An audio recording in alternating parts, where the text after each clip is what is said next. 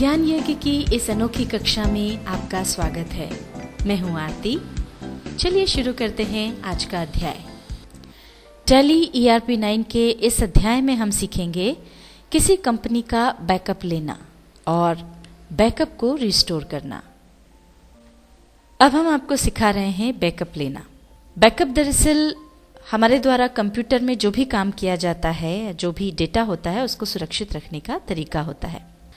जब भी हम टैली पर काम करते हैं तो हमारा जो भी डेटा है वो सिस्टम में एक जगह पर स्टोर होता जाता है। पर यदि कभी गलती से वो डेटा डिलीट हो जाए या करप्ट हो जाए या सिस्टम में कोई प्रॉब्लम आ जाए तो वो सारा की सारा हमारा जो किया हुआ काम है वो हमको वापस से फिर करना होगा। इस समस्या से बचने के लिए बेहतर यह है कि हर रोज काम समाप्त होने पर हम बैकअप ले लें। बैकअप की सहायता से जो डेटा को हमने सुरक्षित रखा है उसे हम एक स्थान से दूसरे स्थान पर भी आसानी से ले जा सकते हैं और ज़रूरत पड़ने पर उस डेटा को वापस उपयोग में ला सकते हैं। बैकअप आप कंप्यूटर में ही दूसरी ड्राइव्स में सेव कर सकते हैं या फिर CD में बैकअप लिया जा सकता है या पेन ड्राइव में भी उसे लिया जा सकता है। आइए अब हम सीखते हैं कि किस तरह से बैकअप लिया जाए। ये देखिए, यहाँ पर हमने कंपनी ओपन करके रखी हुई है और बैकअप लेने के लिए हमको जाना होगा कंपनी इन्फो में। तो उसके लिए हम ऑल्टर F3 की प्रेस करेंगे। ये देखिए, हम कंपनी इन्फो में आ गए। यहाँ पर नीचे आपको ऑप्शन मिलता है बैकअप का। बैकअप के लिए हम प्रेस करेंगे B। अब यहाँ पर देखिए, बैकअप के लिए ये आपको विंडो मिलती है, सिलेक्ट कंपनीज टू बैकअप। अब इसमें सबसे पहली जो चीज़ है वो है सोर्स, यानी जहां पर आपका पूरा डेटा सेव्ड है या स्टोर है वो आपका सोर्स है, वो यहाँ पर अपने आप आ जाएगा। यानी जहां पर भी आपने टैली ERP 9 सॉफ्टवेयर को इंस्टॉल किया है वो हो गया उसका सोर्स। अब उस सोर्स से आपको बैकअप कहाँ पर लेना है उसके लिए देना होगा डेस्टिनेशन। तो अगली चीज़ पर हम आए डेस्टिनेशन पर। अब डेस्टिनेशन ये हमने सोर्स जो है E ड्राइव में हमारा डेटा है, इसको मान लीजिए हम D ड्राइव में ले जाना चाहते हैं। तो या तो हम ऐसा करें कि पहले ही D ड्राइव में जाकर के फोल्डर बना लें, और अगर फोल्डर नहीं बना हुआ है तो यहाँ पर हमने D लिखा और ये हमने लगाया कॉलन और स्लैश। अब इसके बाद यहाँ पर हम उस फोल्डर का नाम लिख देंगे जिस फोल्डर में हम बैकअप लेना चाहते हैं। यहाँ पर एक बात ध्यान रखें कि जो आपका सोर्स है, यानी जहाँ पर आपका डेटा ऑलरेडी स्टोर्ड है, उसी में आप बैकअप न लें। जैसे E ड्राइव में हमारा डेटा स्टोर्ड है तो हम E ड्राइव में इसका बैकअप न लेकर के D ड्राइव में ले रहे हैं, क्योंकि अगर कोई भी प्रॉब्लम वहाँ पर होती है, E ड्राइव में अगर फाइल करप्ट होती है या वो क्रैश हो जाती, कुछ भी अगर उसमें गड़बड़ होती है तो हमारा बैकअप वहाँ होने से वो भी नष्ट हो जाएगा। इसलिए वो हमेशा दूसरे ड्राइव में रखें।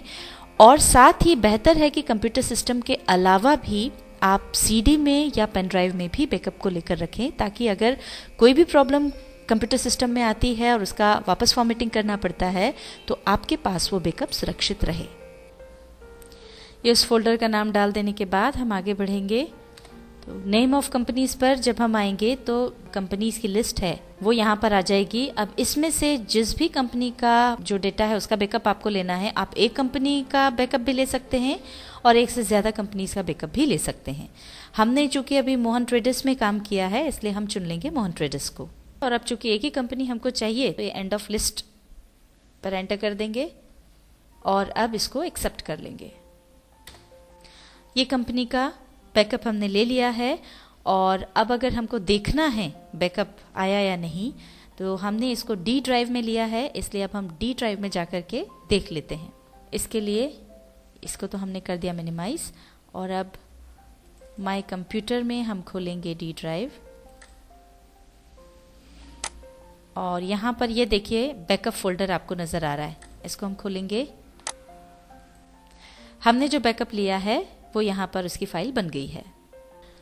अभी हमने आपको सिखाया था बैकअप लेना। अब यहाँ पर उस बैकअप को रीस्टोर कैसे करें हम ये सीखते हैं।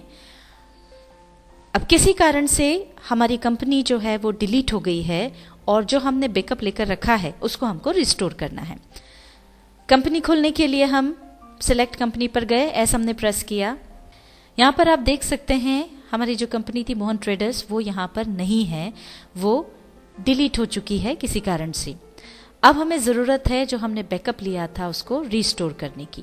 तो अब हम सीखते हैं उसे कैसे हम रीस्टोर करें। एस्केप की दबाते हुए हम यहाँ से बाहर आ जाएंगे। हम वापस कंपनी इन्फो पर आ गए हैं। अब यहाँ पर आप देख सकते हैं ये बैकअप के नीचे ही रीस्टोर का ऑप्शन है। इसके लिए हम प्रेस करेंगे R।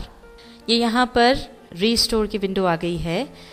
अब यहाँ डेस्टिनेशन में हम वो पाथ देंगे जहाँ पर हमको डेटा को स्टोर करना है।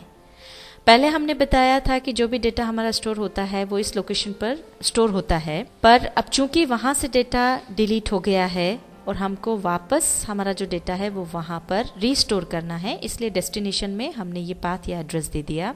सोर्स में वो पाथ आएगा या वो एड्रेस आएगा जहाँ से हम डेटा ले रहे हैं, और हमारा जो बैकअप है वो हमने सेव किया है डी ड्राइव में, और यहाँ से लेकर के अब हमको उसको रीस्टोर करना है, इसलिए सोर्स में हमने ये पाथ डाल दिया है।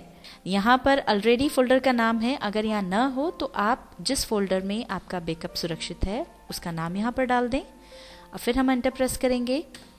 तो देखिए यहाँ पर लिस्ट ऑफ कंपनीज आ जाएगी जो हमको रिस्टोर करना है। हमारे केस में मोहन ट्रेडर्स कंपनी का नाम है, ये यहाँ पर आ गया है। एंटर प्रेस करेंगे, मोहन ट्रेडर्स यहाँ पे आ गया और कोई दूसरी कंपनी नहीं है। एंड ऑफ लिस्ट को हम एंटर प्रेस करके ले लेंगे और अब इसको एक्सेप्ट कर लेंगे। ये रिस्टोर हो गया है। अब हमको देखना है रिस्टोर हुई है या नहीं, उसके लिए वापस हम सिलेक्ट कंपनी पे जाने के लिए एस की प्रेस करेंगे। ये देखिए यहाँ पर मोहन ट्रेडर्स अब फिर से आ गया है। टैली ERP9 के इस अध्याय में हमने सीखा किसी कंपनी का बैकअप लेना और बैकअप को रिस्टोर करना।